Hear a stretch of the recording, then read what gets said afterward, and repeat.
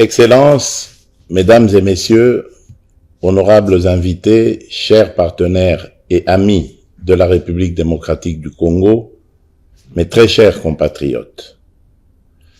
À l'heure où le Conseil des droits de l'homme tient sa 60e session, la République démocratique du Congo a souhaité porter dans ce cadre la voix d'un peuple meurtri qui réclame vérité et justice. Cet événement parallèle n'est pas un rituel protocolaire de plus. C'est un espace de parole utile pour éclairer les consciences et mobiliser les volontés. Depuis plus de 3 décennies, nos populations payent un tribut humain insoutenable, familles décimées, villages rayés de la carte, femmes et enfants brisés par des crimes planifiés et systématiques qui, dans leur modus operandi, relèvent pour certains actes de la logique du génocide. Trop souvent, ces tragédies ont été minimisées, relativisées, parfois niées. Nous sommes ici pour briser ce silence, lever le voile et appeler solennellement à la reconnaissance internationale des génocides perpétrés sur le territoire congolais, condition d'une justice qui répare et d'une paix qui dure.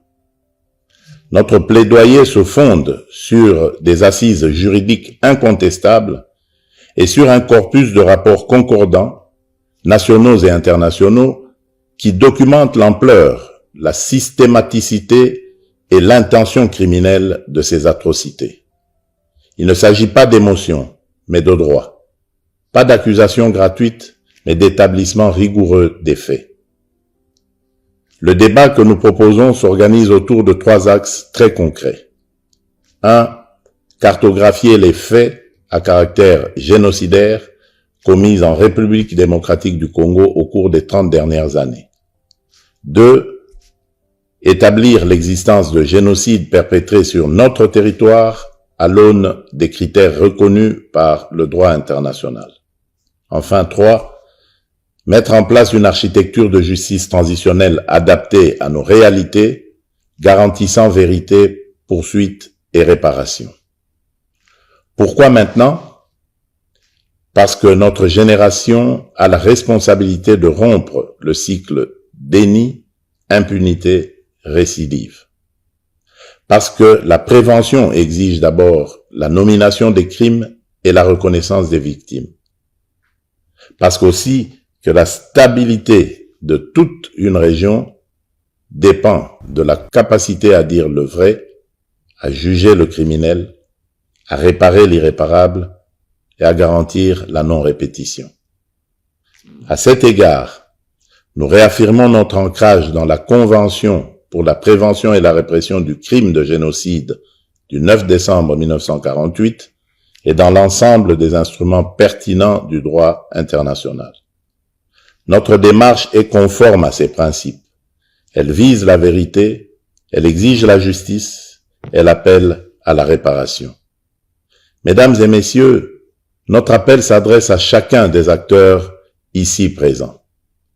Aux États, appuyer l'établissement d'un mécanisme international robuste de vérité et de qualification juridique des crimes, assorti de capacités d'enquête, de préservation des preuves et de coopération judiciaire. Aux organes des Nations Unies et aux organisations régionales, conjuguez vos efforts pour garantir la protection des civils aujourd'hui, la justice pour les victimes hier et des garanties crédibles de non-répétition demain. Aux institutions de justice, nationales, régionales et internationales, faites prévaloir la compétence et la complémentarité afin que nulle zone grise ne subsiste pour l'impunité. À la société civile, aux survivantes et aux chercheurs, votre travail de documentation, de mémoire et d'accompagnement est la clé qui ouvre la porte de la reconnaissance et de la réparation. Nous vous rendons hommage. Ce combat n'est dirigé contre aucune communauté. Il est mené pour l'humanité. Reconnaître un génocide, c'est protéger l'avenir en refusant l'oubli et le relativisme. C'est aussi accepter que la paix ne se décrète pas, Elle se bâtit sur la vérité et la justice dans l'esprit de la réconciliation, avec des mesures concrètes de réparation, de mémoire et de réintégration des victimes dans la vie sociale. En ma qualité de président de la République démocratique du Congo, je prends l'engagement de soutenir les démarches sérieuses et crédibles visant à la reconnaissance des génocides commis sur notre territoire, à l'établissement des vérités, des responsabilités et à la garantie pour les victimes de leur droit à la vérité, à la justice et à la réparation. Notre main reste tendue pour le travail commun, notre détermination demeure entière.